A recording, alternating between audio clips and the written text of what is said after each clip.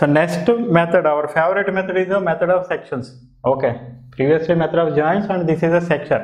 Section means you cut the cross section of the rod. That is why name called it as a section. Cross section. We will take the rod cross sections, the forces acting on the rod cross section instead of the joints. That is why it is a method of the section, or you can say like some of the section of the entire stress is taken. That is why method of section here. And here also this statement is very much valid. What is this? If stress is in the equilibrium, the entire stress is in the equilibrium, then any segment or any joint that we take from this stress, that is also should be in the equilibrium. Okay, so here how will you deal this method of section problem?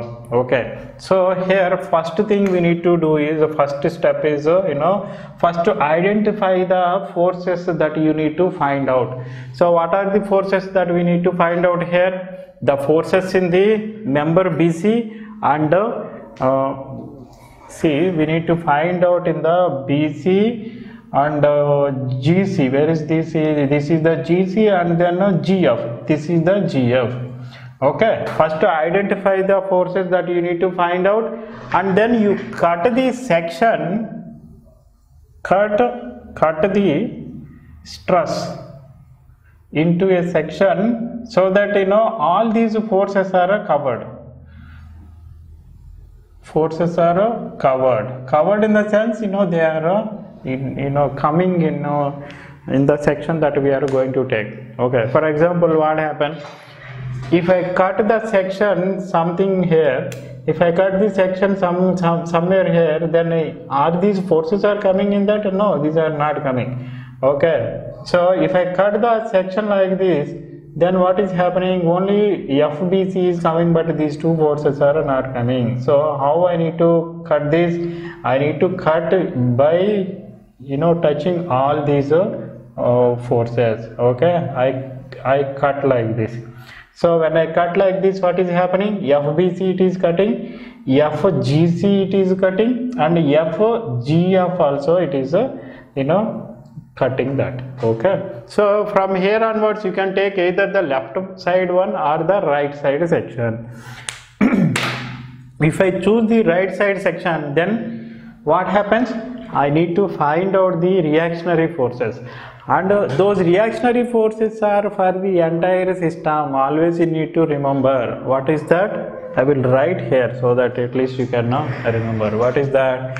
The reactionary support reactions, the support reactions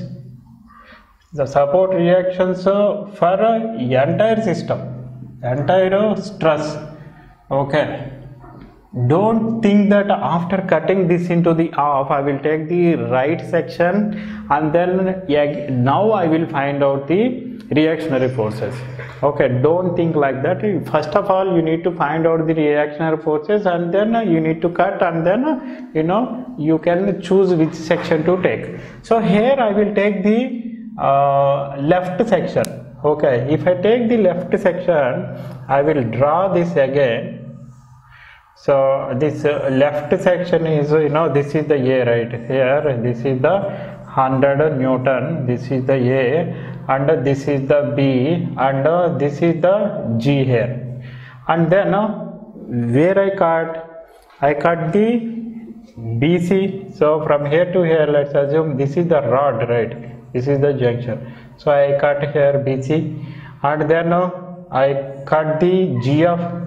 So I cut the GF like this, and then another rod is like this. What is this rod? This rod is GC. Okay, so now I will identify the forces that are acting on this cross section of the rod. Okay, in the BC, I assume that it is see, for example, here, how will you identify? For example, here I will take a rod from, I will take some general rod like this. Okay, this is the rod AB. If this rod is subjected to the tensile stress or the tensile force, so this is the F and this is the F. This is how I will represent this. Okay, and I will cut in between at any section. Okay, if I cut this at any section, then it became two rods like this. When become two rods, then how the force acting here? The force here is acting like this, and here also it is acting like this. Understood? In the same direction. In the same way here, if I assume that the BC is subjected to the tension, I am assuming, or from the observation I am feeling like BC is subjected to the tension. How BC is subjected to the tension? A is trying to pull this down so that BC is subjected to the tension, and B is again trying to stretch this so that BC also subjected to the tension. So whenever the rod is in the tension, then the direction of the force is, this is a rod, it is not the junction. Previously that was the junction. Forces that we have considered are at the junction, but whereas here in this case the forces are on the cross section of the rod. So here this is like this. How much? This is the BC, and I will, from the observation I can feel that the stress produced in the GC, or the force, is a compressive. So when it is a compressive, it is acting like this. Okay, what is the value? FGF. And what's about the GC? The force in the GC, when you unable to identify or the guess, then what is the technique I told? You assume this as the tensile, which is a positive, and finally if you get the compressive negative, then you make it a compressive. So if it is a tensile, then I will assume in this direction. So what is this? This is the GC. Okay, this is the section I have considered here, the forces. And here if you observe, is there any force I have written? Have I written any force in the AB? I haven't written any force. Why? It is not cut. Unless otherwise it is being cut, no force is exposed from that. It is internal force. Whenever I cut only, then only it will expose the force. That you need to keep in mind. Okay. So don't think that for each and every rod we need to write the force. Don't think like that. And here one more important point here is, okay, for example, BC is there. BC force is there, I will expand like this, and then GC force is there, I will expand these two, and both are meeting at the point C here. Okay, these two forces. Okay, in the same way, if I expand this GF, okay, is that intersecting at any point? If it is if you have CF force, then it would have come here and then intersected like this, but we have only one horizontal force, that is the GF here, so we cannot identify the F point, but whereas you can identify the point C. How? The force along the BC and the force along the GC, when you extend, they will go and intersect at the point C, but whereas the point F you cannot identify here. Understood?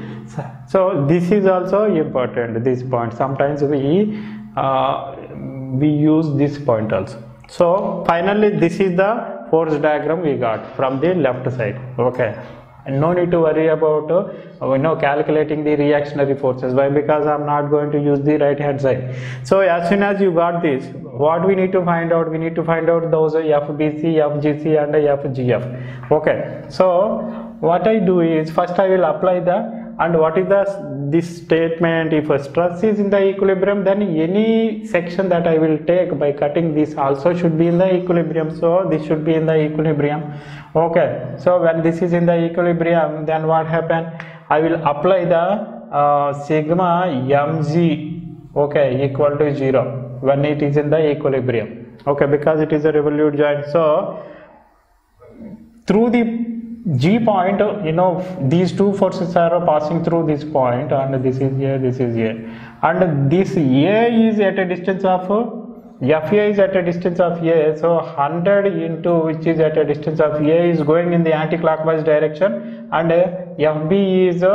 FBC is going in the clockwise direction, which is at a distance of A, equal to 0. That means here FBC equal to how much?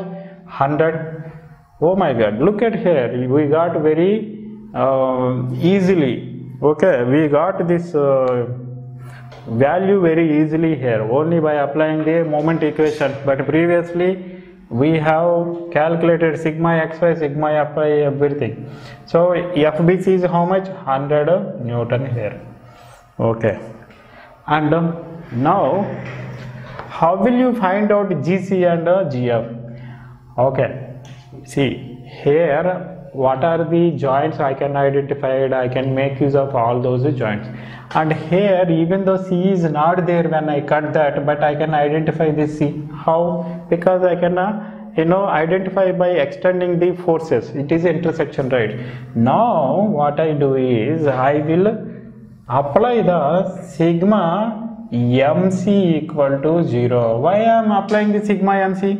Because these two forces are passing through these, so that the moment effect because of these two forces will become 0 about the point C, so that I can find out the GF. Understood? That is my technique here. So if I extend this force, this is at a distance of 2a from the point of moment. Okay, so 100 into 2a, which is anti-clockwise, and FG is in the clockwise direction, right, with respect to this, and which is at a distance of a. FG is at a distance of a from this C. Okay, so here it will become minus FGF into a equal to 0. So FGF is how much? FG equal to 200 Newton. See, FGF equal to 200 Newton. In the previous case, when you found out this 200 Newton, okay, by reaching the junction G, it took a lot of time. Okay, so we found out these two, and how to find out the GC? How to find out the GC here? Okay, so see, so far what happened, I utilized this point and then this point, and here if I apply, what happened, if I apply the moment at a point B, then what happened, this force will disappear, and this force and this, and as well as these three will come. Okay, so again I will apply the moment at B. Otherwise, instead of applying the moment, this entire thing is like a system, and I can take that sigma fx equal to 0 and sigma fy equal to 0. Okay, I can take that also. What is that? I will take, this is the entire system. This is the entire system for this section. Okay, so in this entire system, what I take? I will take the sigma Fy equal to 0. So what are the vertical forces that we have here in this? What are all the forces that we have? This is the external force, these are the internal forces, 1, 2, 3. Okay, so GF and then BC are horizontal, and this is making an angle 45 degrees here. So here what happened? FGC sine of 45 degrees equal to, this is coming down, which is 100. Okay, 100. So FGC equal to how much? 100 divided by sine 45, so it will become 100 root 2 Newton. See, this is very simple. Understood? So here this is the 100 root 2 Newton. Okay, this is how we can now calculate in the examination very quickly. Again I will explain. I will explain from after cutting the section. So after cutting the section, whenever you cut this section, then what happened? The internal forces that are there in the rods will be exposed. Whichever is not cut, those forces are not exposed. So these forces should be represented like this, and these are considered as the forces on the total system. Okay, this is if I consider this as the total system, entire system, then these are also the forces that should be considered as the reactionary, either reactionary forces or the external forces. But external force is this one, so these are the reactionary forces. Okay, so whenever I I take these forces, then it should satisfy the equilibrium condition. What is that? That means here sigma x equal to 0, sigma fx equal to 0, sigma fy equal to 0, and you can apply the moment about any point, so that the moment at that point is 0 because of the revolute joint here. Okay. And one more thing here you need to observe is, how can you identify the point C? Okay, if any two forces are going and then meeting at any junction or the joint, then that junction also can be represented here, even though that junction is not there in this separated portion. Understood? And finally, what I did, I applied this, and then when I applied this, then what we need to take, the entire system we need to consider. For this entire system, I can apply this formula, or even I can apply sigma fx equal to 0. We will see some other examples so that you will understand, and this process is very simple and you should not lose any mark.